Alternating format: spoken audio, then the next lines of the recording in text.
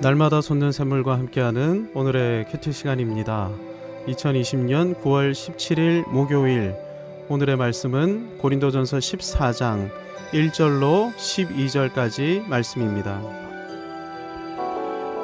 사랑을 추구하며 신령한 것들을 사모하되 특별히 예언을 하려고 하라. 방언을 말하는 자는 사람에게 하지 아니하고 하나님께 하나니 이는 알아듣는 자가 없고 영으로 비밀을 말함이라. 그러나 예언하는 자는 사람에게 말하여 덕을 세우며 권면하며 위로하는 것이요, 방언을 말하는 자는 자기의 덕을 세우고 예언하는 자는 교회의 덕을 세우나니 나는 너희가 다 방언 말하기를 원하나 특별히 예언하기를 원하노라. 만일 방언을 말하는 자가 통역하여 교회의 덕을 세우지 아니하면 예언하는 자만 못하니라. 그런즉 형제들아, 내가 너희에게 나아가서 방언으로 말하고 계시나 지식이나 예언이나 가르치는 것으로 말하지 아니하면 너희에게 무엇이 유익하리요?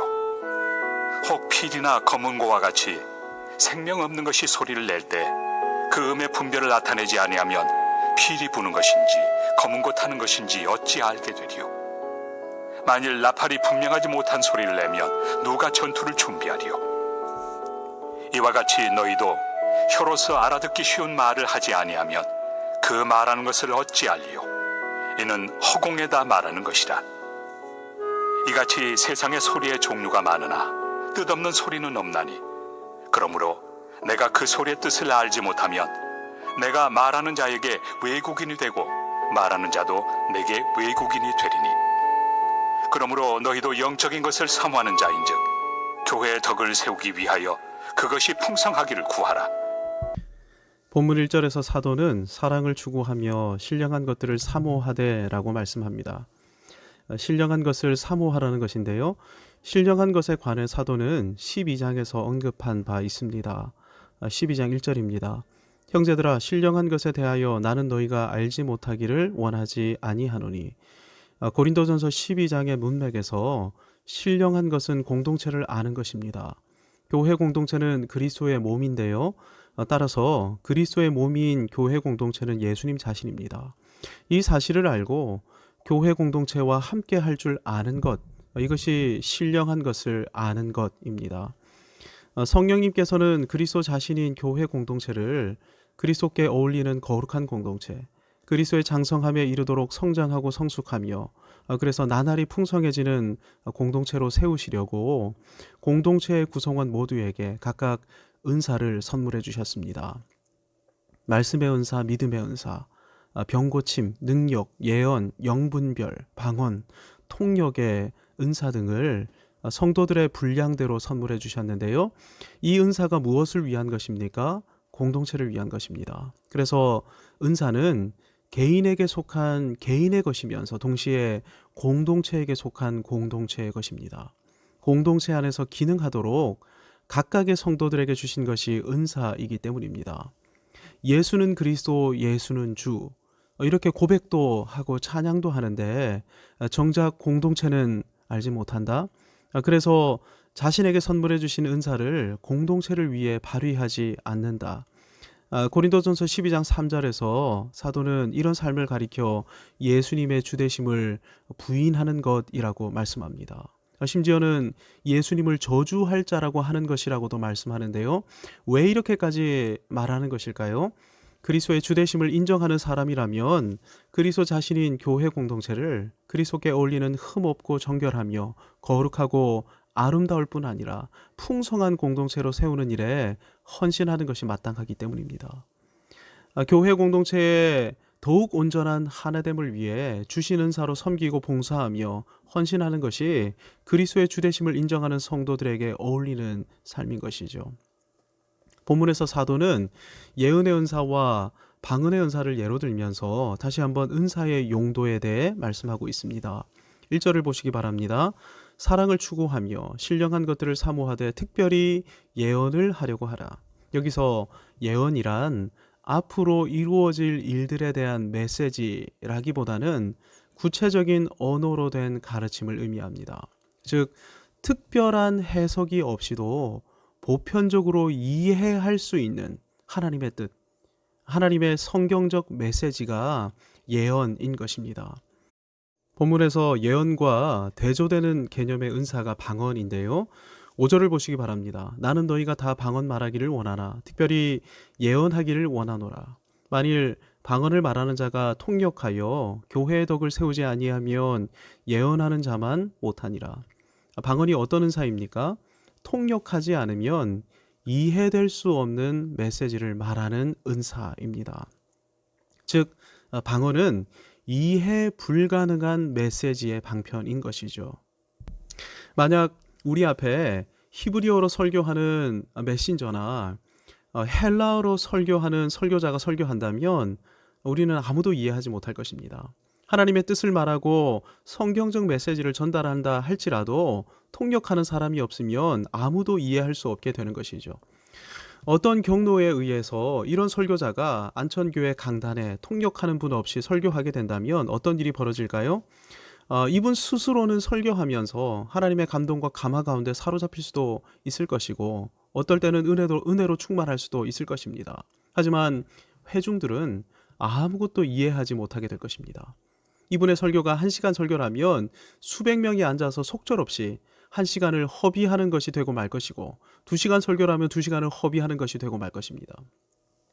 아무리 탁월한 메시지로 하나님의 뜻을 선포했을지라도 이해 가능한 말로 통역되지 않는다면 어떤 메시지도 공동체에게는 유익이 되지 않는 것입니다. 예수님이 오셔서 아람어로 설교하시고 어거스틴이 라틴어로 설교하고 칼빈이 불어로 설교한다고 생각해 보십시오. 설교의 황태자 스펄전이 와서 아무리 탁월한 설교를 할지라도 딱딱한 고전 영국어로 설교한다면 은혜 받는 사람이 있을까요? 뭐라고 하는지 하나도 모르겠네. 이거 계속 들어야 하는 거야? 난감해하면서 모두가 힘들어하게 될 것입니다. 매주일 이런 메시지가 선포된다면 어떻게 될까요? 이해 가능한 설교, 은혜되는 설교가 선포되는 강단으로 다른 교회로 떠나가는 분들이 부지기수가 될 것입니다. 방언에는 정확한 통역의 문제도 내포되어 있습니다. 일반적으로 통역은 통역하는 사람의 수준, 이해 정도에 따라서 메시지가 변형될 우려도 있고 때로는 메시지의 의도와 충돌되는 반 메시지로 전달될 수도 있기 때문입니다. 그래서 서점가에는 번역이 반역이다라는 말이 회자되곤 합니다. 번역 서적을 보는데 무슨 말인지 이해하기 힘들 뿐 아니라 이게 저자가 한 말이 맞아? 이런 의구심을 자아내는 책들이 적지 않기 때문입니다.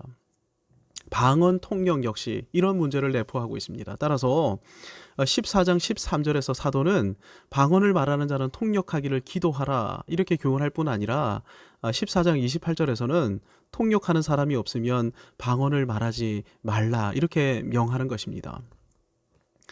사도가 예언과 방언을 통해 우리에게 알려주려 하는 은사의 용도가 무엇입니까? 은사의 용도는 철저히 공동체의 유익을 위한 것이어야 한다는 것입니다. 공동체의 구성원들, 각각의 성도들이 그리스도의 장성함에 이르도록 성장하고 성숙하고 그렇게 믿음으로 전진하도록 하는 은혜의 방편이 되도록 활용해야 한다는 것이죠. 자칫 잘못하면 은사는 나를 드러내고 내 존재와 능력을 과시하는 수단으로 오용될 수도 있기에 사도는 은사의 용도를 다시 한번 강조하고 있는 것입니다.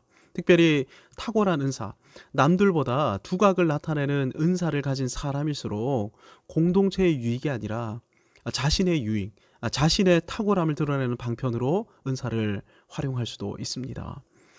성경을 잘못 이해한 분들에 의해서 한때 한국 교회 안에는 구원받았으면 그 징표가 방언이다는 잘못된 가르침이 유행했던 적이 있습니다. 그러다 보니 방언하는 방법을 교육하고 전수하기까지 하는 기괴한 일들이 벌어지기도 했었는데요. 대표적인 것이 할렐루야 방언입니다. 혀에서 힘을 풀고 할렐루야 할렐루야 할렐루야 이렇게 끊임없이 반복하다 보면 언젠가부터 랄랄랄라가 터져 나오게 되는데 그것이 방언이라는 것이죠. 방언이 자기 구원에 대한 과시의 방편으로 전락해버린 대표적인 예입니다. 네, 방언을 말하는 자는 자기의 덕을 세우고 라는 4절 말씀대로 방언에는 개인적인 유익도 분명히 있습니다. 하지만 중요한 것은 공동체 전체의 유익인 것이죠. 공동체 전체의 유익을 위해 필요한 것이 무엇입니까? 그것이 예언인 것입니다. 3절을 보십시오. 그러나 예언하는 자는 사람에게 말하여 덕을 세우며 권면하여 위로하는 것이요. 알아들을 수 있는 말로 하나님의 말씀을 전하여 권면하고 위로하게 되면 은혜가 임하게 되고, 그래서 그 사람은 계속해서 공동체와 함께 믿음의 길을 걸을 수 있게 됩니다. 이렇게 하는 것이 은사를 바르게 제대로 활용하는 것이고, 은사가 바르게 활용될 때 교회는 더욱 온전케 되는 것입니다. 16세기에 종교개혁이 일어났는데, 종교개혁의 가장 큰 동력이 모국어로 된 성경 번역과 성경 보급이었습니다. 루터는 당대의 독일어로 성경을 번역했고, 칼빈도 모국어인 불어로 성경을 번역했는데, 구텐베르크의 인쇄술로 번역된 성경이 유럽 전역으로 보급되기 시작했습니다. 이전까지만 해도 성경은 라틴어 성경밖에 없었고, 예배는 성직자들에 의해서 라틴어로 집전되었을 뿐만 아니라 성경도 대중들이 가지지 못했습니다. 그러니 예배 회중 대부분이 성경을 알지 못한 채 그냥 교회만 왔다 갔다 하면서 종교 생활만 이어갈 뿐이었습니다. 성경을 모르게 되니 결과가 무엇이었을까요? 교회는 온갖 미신에 빠져들 수밖에 없었습니다. 그런데 성경이 모국어로 번역되어 보급되기 시작했습니다. 그러니 성도들이 성경을 읽으며 하나님의 뜻을 이해하기 시작했고, 그 결과 종교개혁을 지지하기 시작했던 것입니다. 하나님의 뜻을 이해하는 것이 이렇게나 중요한 것이죠. 하나님의 뜻을 이해할 때 그때 은혜가 역사하게 되기 때문입니다.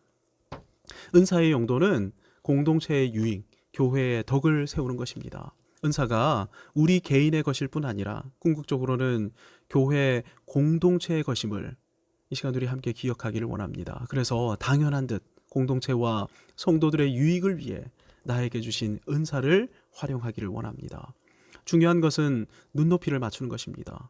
초등학생들에게는 초등학생의 눈높이로, 청년들에게는 청년들의 눈높이로, 어르신들에게는 어르신들의 눈높이로, 초신자들에게는 초신자들의 눈높이로, 유대인에게는 유대인처럼, 헬라에게는 헬라인처럼 하는 것이 은사를 바르게 활용하는 것입니다. 그래야 유익을 얻게 되고 은혜를 받게 되며 공동체와 더욱 굳게 연합할 수 있기 때문입니다. 우리 각자에게 주신 은사로 안천 공동체를 거룩하고 정결한 그리스도의 몸으로 함께 세워 나가십시다. 모든 성도들이 그리스도의 장성한 분량에 이르도록 눈높이에 맞춰 섬기십시다. 서로가 서로의 동력자가 되십시다. 세상이 열 수 없는 하나됨의 은혜가 우리의 삶 가운데 넘쳐나게 될 것입니다. 아멘. 하나님 아버지, 저희에게 공동체를 온전히 세우도록 각각의 은사를 허락해 주셨습니다. 이 은사를 온전히 활용하여 우리에게 허락하신 안천 공동체를 더욱 아름다운 공동체, 그리스도의 장성한 분량에 이르는 공동체로 세워나가는 저희 모두가 되게 해 주옵소서. 예수님의 이름으로 기도하옵나이다. 아멘.